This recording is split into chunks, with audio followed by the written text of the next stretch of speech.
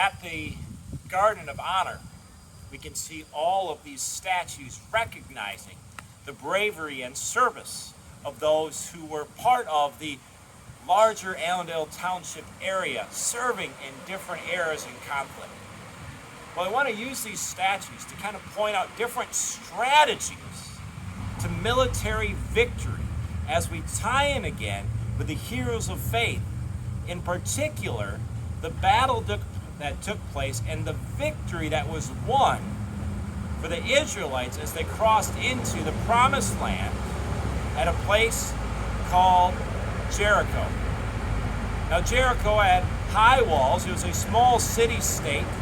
And what was significant is that it would be the first battle in the promised land that the Israelites, who were promised, hence the name, but were told by the Lord our God, I'm going to give you this land. But the instructions that are given, as we see in the book of Joshua, they're so peculiar. There is something that must be going on. The Lord is going to teach them. Because, let's look around here and see the different military tactics. What are ways in which you can win a battle? Now, I'm sitting next to the statue for World War I.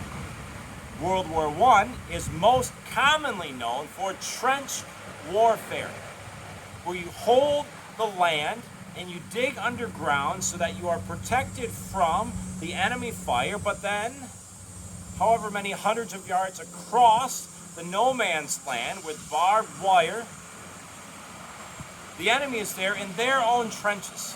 And you take one trench and you retreat back forward, and it really wasn't a very sophisticated way of battle. That would be a slow fight, but maybe what the Israelites could have done to win at Jericho would be to dig trenches and to hold out for a long siege. Wait them out. Wait them out. Starve them out. And then win the victory. I look around and I can see statues that honor those who served in World War II. And in 1939, the way that the Germans won victory were through this concept called the Blitz Crank. It was through speed. They rolled tanks and they headed east and they took over countries like Poland in a matter of weeks. So is it going to be a quick attack in which you're going to win? Different strategies also. Is it just going to be raw strength and power? How about the Civil War? The way that you would win was to take advantage. This is not a time with tanks. This is not a time with sophisticated weaponry.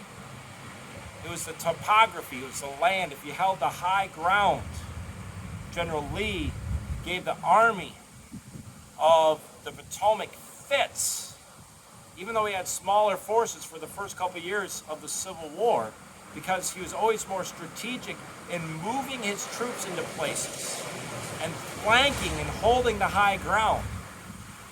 So for the Israelites, all these different options, all these different strategies, maybe they're going to bombard, maybe they're going to barricade, maybe they're going to wait it out.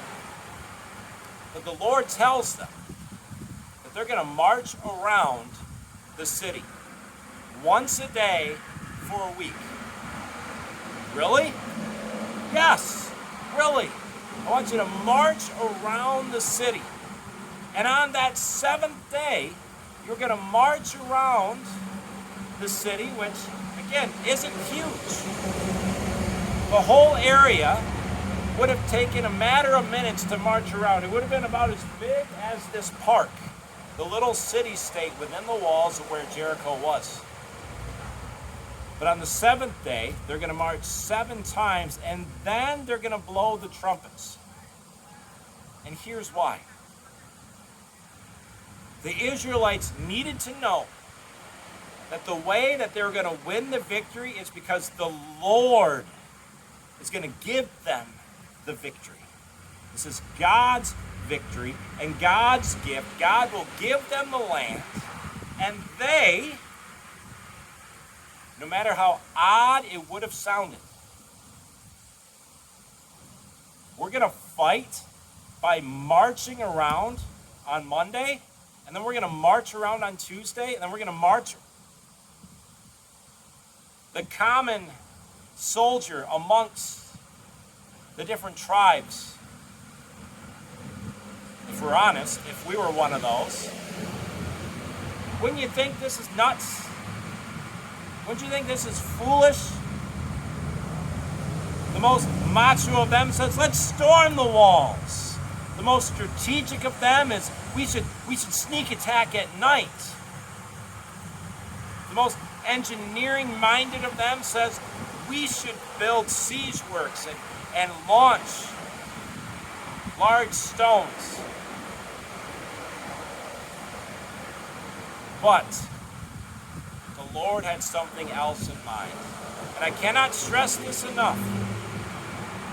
The first city in the promised land, the first victory was going to be in the way exactly through the manner that God prescribed, so that the people could learn that it was going to be the Lord's victory.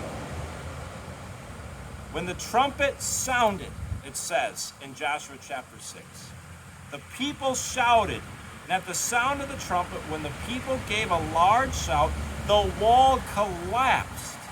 So every man charged straight in, and they took the city. They devoted the city to the Lord and destroyed with the sword every living thing in it, man and woman, young and old, cattle, sheep, and donkey. We need to remember that God is the one who makes things happen. And we need to trust. And again, this whole chapter on Hebrews 11, this whole theme about the heroes of faith. It says in Hebrews chapter 11, verse 30, by faith the walls of Jericho fell, and the people had marched around them. After the people had marched around them for 7 days. Every single day of waiting, but every single day of obedience was a day of preparation for them to see that the Lord their God was at work. That the Lord's ways, that the Lord's plan is to be trusted, it is to be followed, and to live into that trust. Even now, the Lord lays it upon our heart to live in a way according to His word, which doesn't quite make sense, or you're praying and you're discerning and you're waiting on God to give a clear road for you. The Lord's ways are good. By faith, we obey one step at a time. We trust one step at a time, so that we may be filled with gratitude after the victory. The conquering hero gets a pat on the back. The brave soldier who storms the wall is going to be celebrated and maybe even get their own statue and receive all the adoration and all the praise. No, not to us, O Lord, but to your name receive all the glory and praise. The Israelites learned that day that when they took the promised land, not to us, O Lord, but to your name receive all the glory and praise. For you have kept your promise to Abraham, Isaac, and Jacob, and you have given us this inheritance. By faith, walls of Jericho fell.